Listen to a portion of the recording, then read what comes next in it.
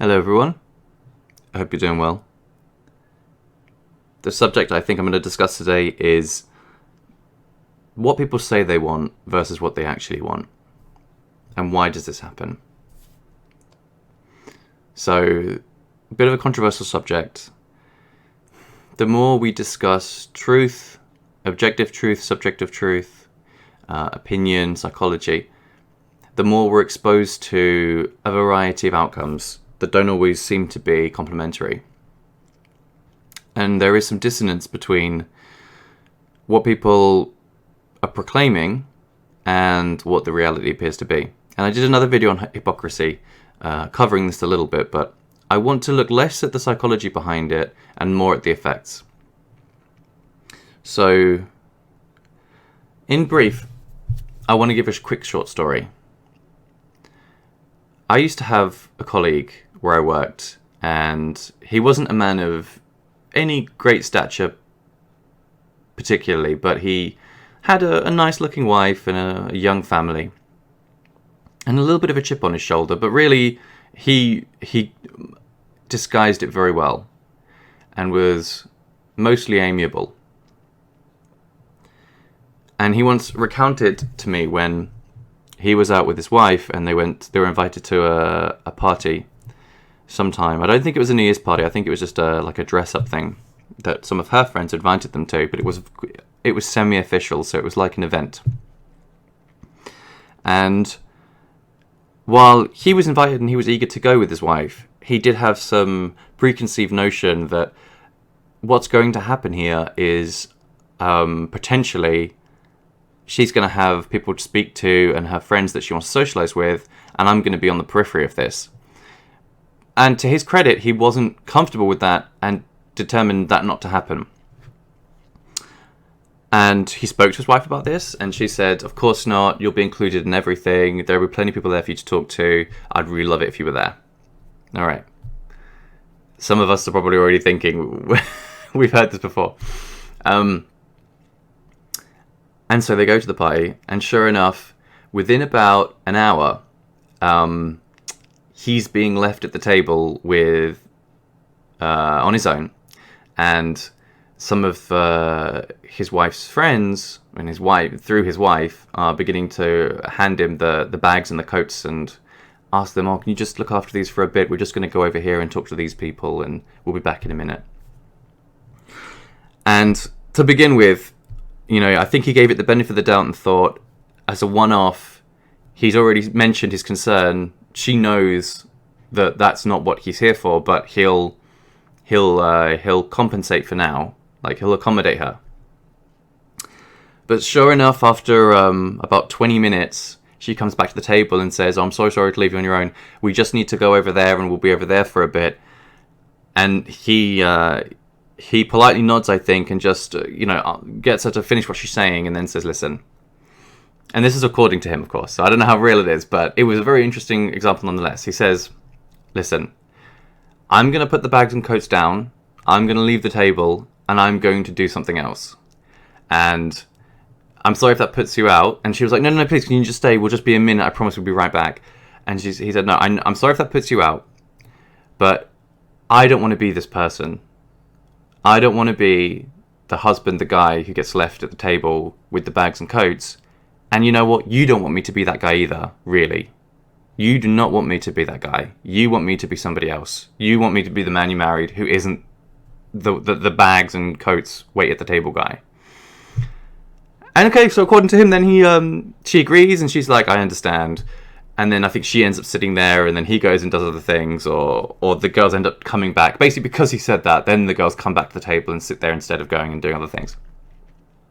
And then he goes and chats to people, goes to get a drink, starts socializing himself, ends up meeting some cool people, and then the night ends all right, and everyone had a good time, and it was just a tiny little blip in the whole event that she can walk away thinking was a great success, and he can be satisfied. He didn't, no boundaries were overstepped. Successfully.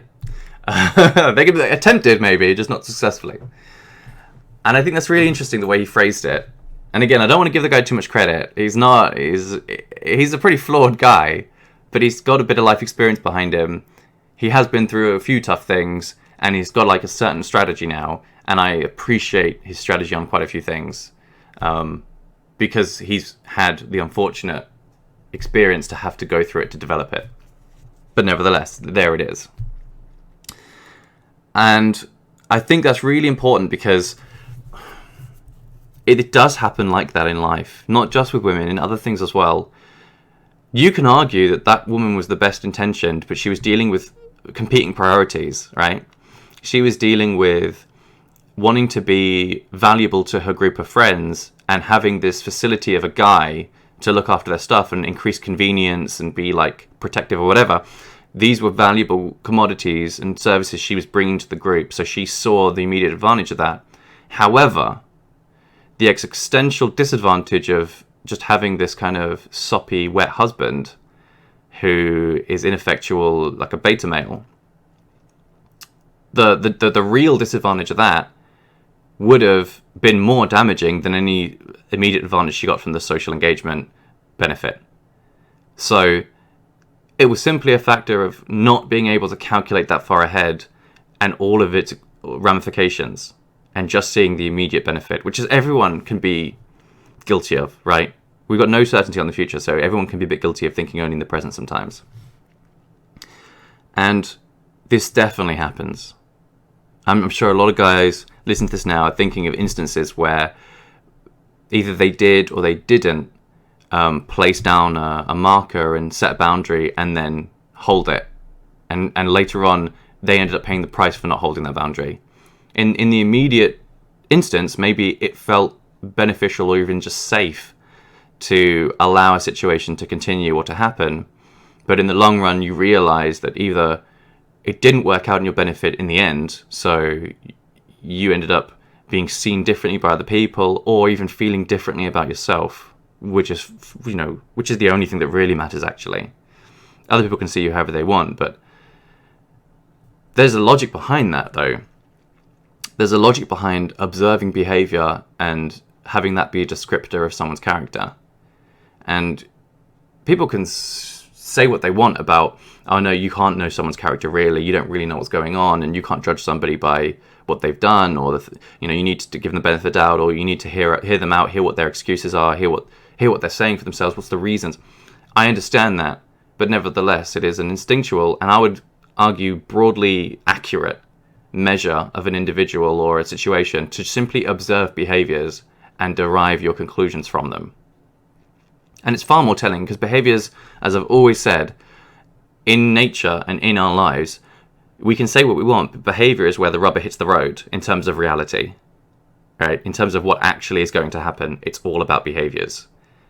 I did this on the consent video as well, where I said someone can say something, but if they're subject to changing their minds constantly or whatever, the truth is the only judgment you can have, even in, not that I could advise on legal matters, but even in a case hypothetically, in Minecraft, of the law, really, what is a law if it's unenforceable? What is it? It's just a piece of paper, it's just words. If it's unenforceable, no one's going to follow it.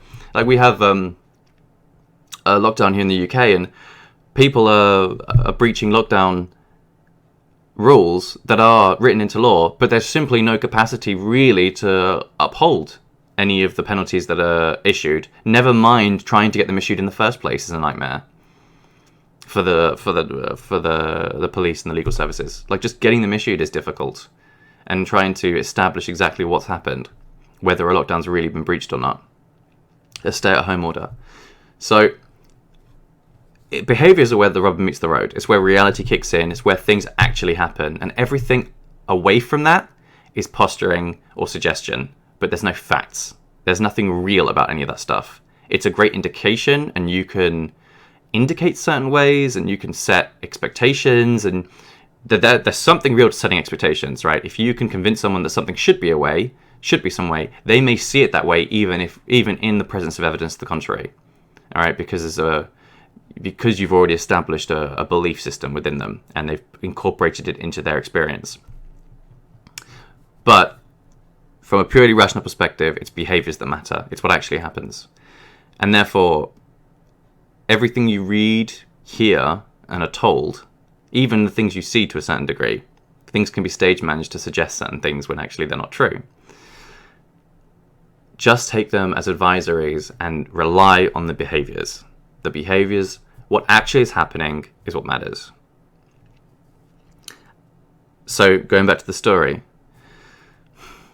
So we discussed it for a while, and I got the impression that he was a guy who maybe in the past had been violated in some way, made to do things he didn't want to do when he was in a compromised position, and he was determined not to have that happen to him. So I appreciated that he was a better, like, weather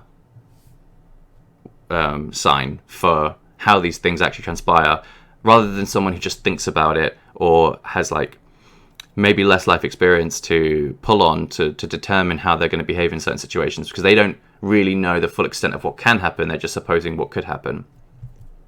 It works the other way, though, as well. Like, there are people who've been in bad spots a lot, but then they realize that it might never be as bad as someone worries, right? So it can work in reverse, where either the people are underappreciating what might happen, or they're overindulging in what might happen, and then they're changing their behaviors with too wide a window, and they need to just narrow it down and to be more specific. It's very difficult, though. There's a lot of misinformation out there, but that's one of the key challenges in your life, and you're going to have to try and narrow down exactly what it is that you're seeing, what it is that you're experiencing, and how it is that things work out. The only way to do that is to get out there and look for yourself. We're very restricted now, where a lot of quote unquote information that we incorporate and absorb is fed to us, and it has no relation to reality. Someone I was listening to said, like, he thinks the ratio of misinformation to true information is probably like 1,000 to 1, and therefore it's, which I would argue is probably pretty accurate. And it probably was accurate before screens took over our lives and electronics was so widely available. You know, reports and gossip were always around, and it's always been known that only a fraction of what's said is true. But that's incorporated into people's belief systems as well. When you think carefully about cherished beliefs, many of them are self-protective in nature. They have a gloss of objective truth to them, but they're underpinned and underlined. They're sitting on a base of comforting beliefs, of wishful thinking. And the wishful thinking, with the sprinkling of truth on top, feels validated, and therefore you guard it and you incorporate it and it becomes part of your identity, but it's not real, right? It just has some of the features of realness, intentionally, and the rest is there to make you feel better. But it's not easy. I don't think it is easy. If I was to set up a Tinder profile today and just immediately take like 6 photos of myself in different rooms or out and about or whatever, and not pose and not use filters and not even dress up particularly well or like look for good light or take it from certain angles, if I was just plain old, bog standard, just taking the most generic pictures, I'm sure that would impact other people's behaviors towards me, and therefore that would limit what was possible for me. And therefore, if it's going to have a real cost, then that is going to impact my behavior very directly. So then I'm incentivized, all right, for the opportunity cost that I would have lost by being real and true and honest. I'm incentivized to distort the truth to a justifiable degree. So it's not quite me, but it's sort of me. You meet the girl and then she's like, you realize that she omitted a few things from the pictures because she didn't quite show this part of her or that part, and then you realize in person that those aren't the most flattering parts, and that's why she didn't show them, right?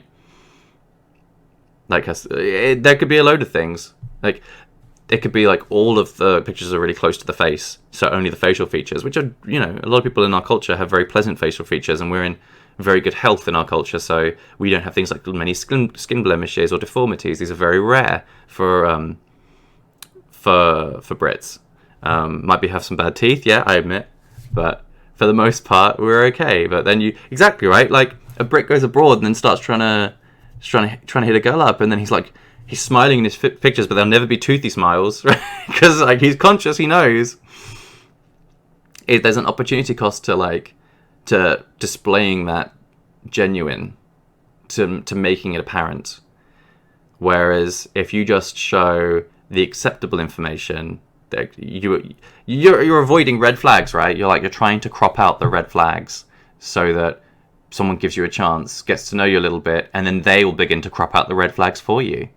That's the relationship you want, in a way. You want the relationship where... No, obviously you don't. Obviously you want the red flags to simply be accepted. That's the relationship you really want. But actually we're being skewed towards desiring relationships where we crop out our red flags, they crop out theirs, and then we meet up, kind of accept the situation, and then crop out each other's. And just like, oh, we'll just ignore that, that's a thing. We'll just ignore that, like, whatever, your stretch marks, a few more rolls, whatever it is, right? Very minor problems that our society has in terms of health and attractiveness. Most people here are, you know, relatively very attractive. Most people are. They're not dying. They're healthy. They're you know, we're not deformed. By tradition, by like historic standards, most of us are quite attractive now. But because we have this our own like internal competition, which is natural, of course, it's just artificially raised the bar where we only want the top, like the top 1%, like 200 years ago, wouldn't even like, maybe would be like the bottom 20% now, okay? But we're always engineered to try and only take the top ones, and we just have like this preset instinctual idea of what is going to fall into that category of the top 1% or the top 10%, and it's difficult to try and switch our brains off it. Because it's there from nature. Evolution gave us those tools to identify. And I think about this sometimes. I wonder, like, if you're like young and you've never seen a naked person before, you've never seen a naked woman, like, how do you know to get aroused when you see a naked woman for the first time? Historically, there must have been some trigger there where your brain recognizes that's a vagina or those are breasts, and therefore, all right, sex is likely. I need to prepare and get everything ready for sex now. So that must mean that somewhere in your brain, there is an image of a vagina, like when you're born. Like, it's already in there, you already know about it, and you know it's erogenous and you want it. But until you see it, you don't know. So, like, you can grow up, whatever, thinking about sexy things, and let's say you're like you're a younger guy, you're just becoming a man, and you're thinking about women. Like, you may think about them in the way that they're exposed to you day to day, but somewhere in your brain, you already know what a vagina looks like. You already know what breasts look like.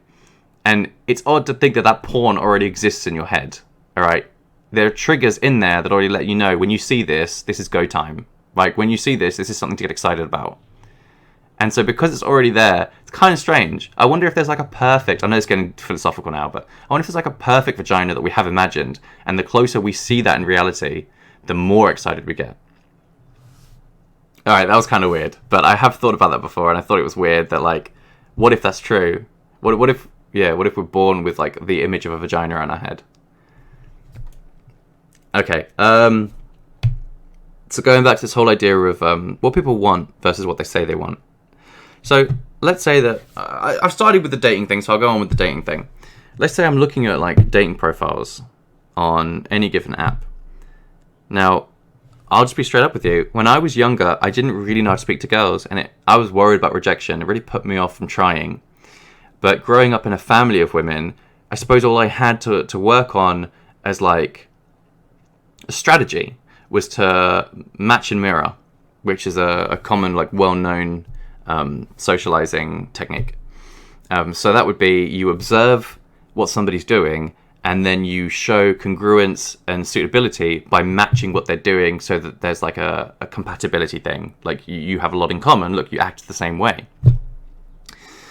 So, you know, I would listen to women, and then I would repeat some of what they said back to them, or I would change it, or I would find the style and the mode of what they're saying and adopt it. But that would never get me, like, success, really. I had to rely on my face, luckily. I found that once I stopped talking, I got way more success. And so that's when I began to realize there was something wrong with what I was saying. The signals I was putting out verbally were functioning as, like, excluders for mating opportunities.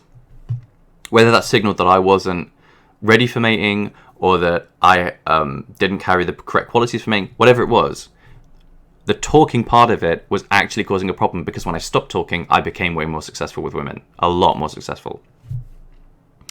And then I would joke, like, I'm just so mysterious.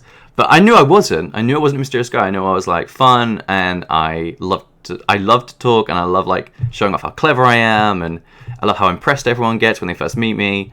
Like, I enjoyed all that stuff. I like being funny, but I realized like doing that in certain environments just wouldn't lead to success. It wasn't that I was being mysterious. It's just that I wasn't giving anyone red flags, and I was letting them make up their own minds about me rather than trying to influence their minds about me, which is what I think growing up I've now begun to try and curb, right? So I wasn't conscious that I was trying to set people's expectations then. I just thought that was like the only strategy I had.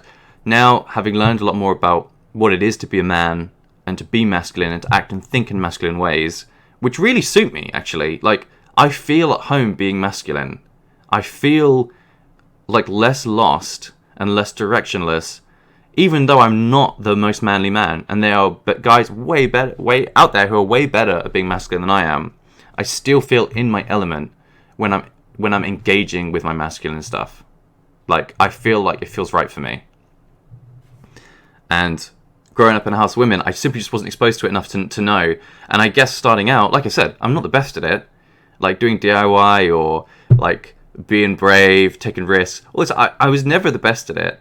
And so I kind of like shied away from like crowds and larger society whenever I wasn't like joking around and doing other stuff. If it was ever coming to the real shit and I had to actually be manly, I had to assert myself and do guy stuff, like our role, I was struggling with it, and I was not showing myself well under those lights in comparison to others of my peer group.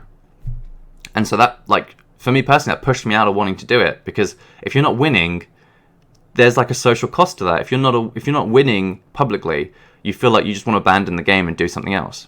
And I think that's why when gay guys talk to me, I think they feel very at home with me. Again, not just because like, I'm pretty face or wherever, but like I think they feel like maybe at some point we were at the similar point, but I went one way and they went another. And I think they wonder how things would have been for them if they'd gone the other way.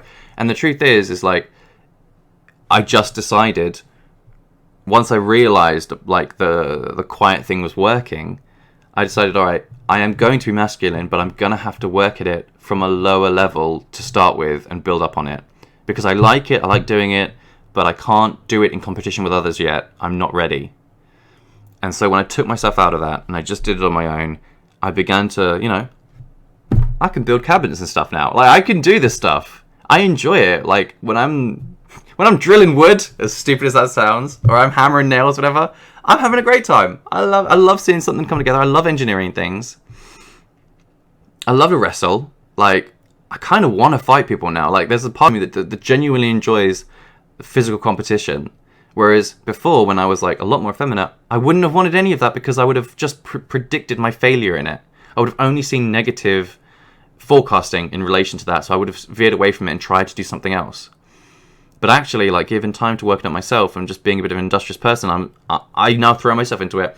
And even if I fail, I don't feel that bad about it. Even if I get my ass kicked, I don't feel bad about it. I feel like sore, but I feel like, yeah, but I did it. It's a strange concept, but it's real. And at least when I suppose maybe a bit of it's getting older and not caring so much if things hurt. But, it's easy when you're coddled as a kid to like fear pain a lot. But I think it's a matter of mentality. And if you can put your mind in a certain place where pain is not preferable, but it's not really a problem, I mean, that's within limits, right? Obviously, there's serious pain people go through, and that is a problem. But like, if we're talking about the stuff you kind of choose to get yourself involved in, and then you are achy and painful for a few days, but there's an endpoint to it, that changes your opinion on like, yeah, like, let's go for it. If you want to go, we'll go. Like, just being up for it and being ready, and actually having a bit of like, yeah, it's time to test myself, see where I'm at in a real situation, in a live fire exercise. Let's see where I'm at. And if I get my ass kicked, I'm going to know where I'm at. Like, I learned something. It's weird, but it's true, right? Just go hit a man in the face, right? It's that one bit. That's the weird thing about Fight Club, is like, I think some people enjoy it for some reasons, but I kind of really enjoy it for the like the huge departure from one mentality to another, like the mental and psychological growth of this individual while he kind of goes into a bit of madness. And how he changes. And I think on some level, that's exactly what that film is a study of. It's a guy trying to go from a beta to an alpha. Like, he's trying to mentally extend himself from the beta mindset. And even if he's not like a top quality alpha or a competitive alpha, he's got some strengths and he's going to find a way to incorporate them into a more alpha lifestyle. I'm not even that strong on the belief of that kind of grading system either. But I do identify that there are some traits that seem to align with certain people and their experiences and how they live their lives. And I'm willing to say that they can somewhat like slot into those categories. I don't think we're as simplistic as like a wolf pack, but I think there may be some characteristics that are shared. Anyway, when people say something that they want, a lot of that's to do with the image of what they're saying. Like, I need to let people know that I want this thing because it says a lot about me that these are my desires. I want to travel. That says about me that I'm adventurous and interesting and I'm going to have life experiences. You know, you can't just say, what do you want? I want money. Like, you say that, oh, you're just greedy. You're just selfish.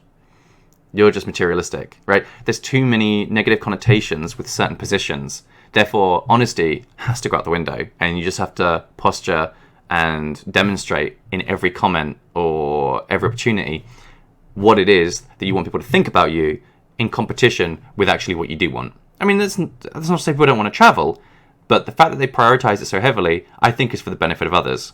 They want people to see the pictures of them in Thailand. Like, that's where that comes from. I want to travel because I want people to think I'm pretty and that I go to, like, exotic places and I have a great lifestyle. And this is a signifier of, like, wealth, is that I can travel to all these exotic places and do like, really deep spiritual things, right?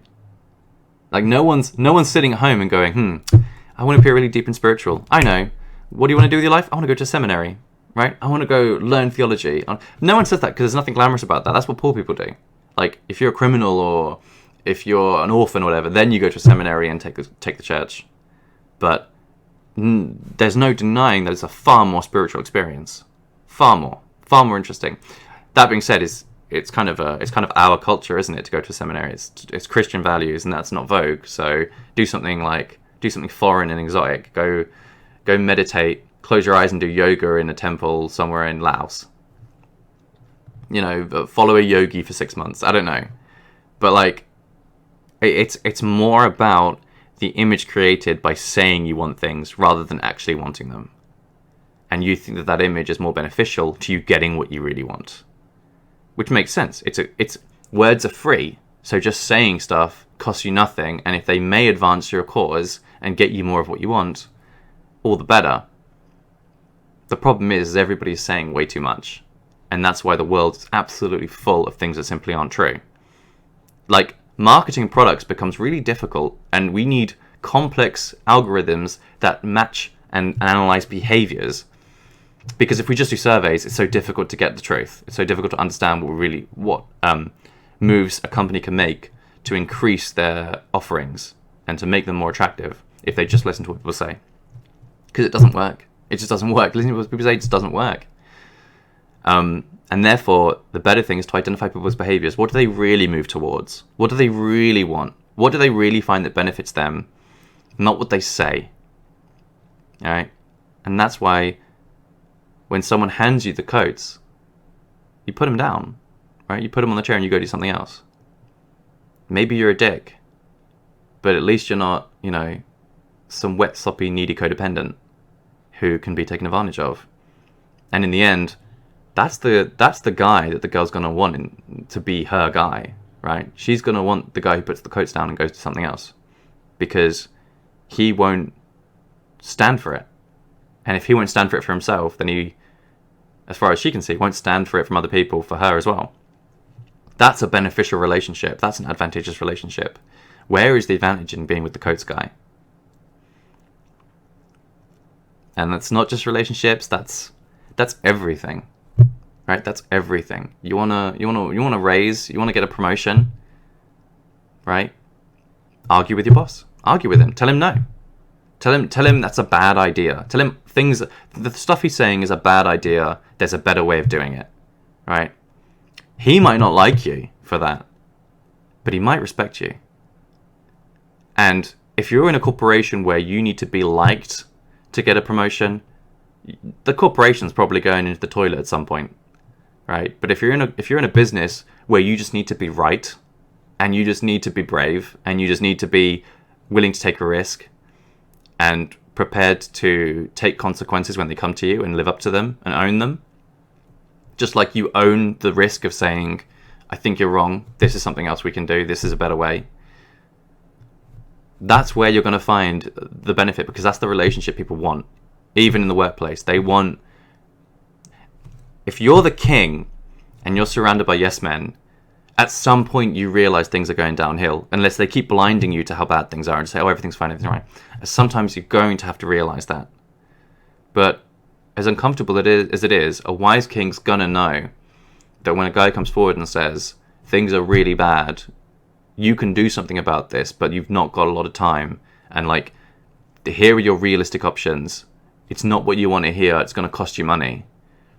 Like, when you realize that the person isn't just feeding you the saccharine, sugary base of belief, but is actually trying to give you more of that truth garnish that gives belief all its validity, that's when you can actually begin to believe in someone.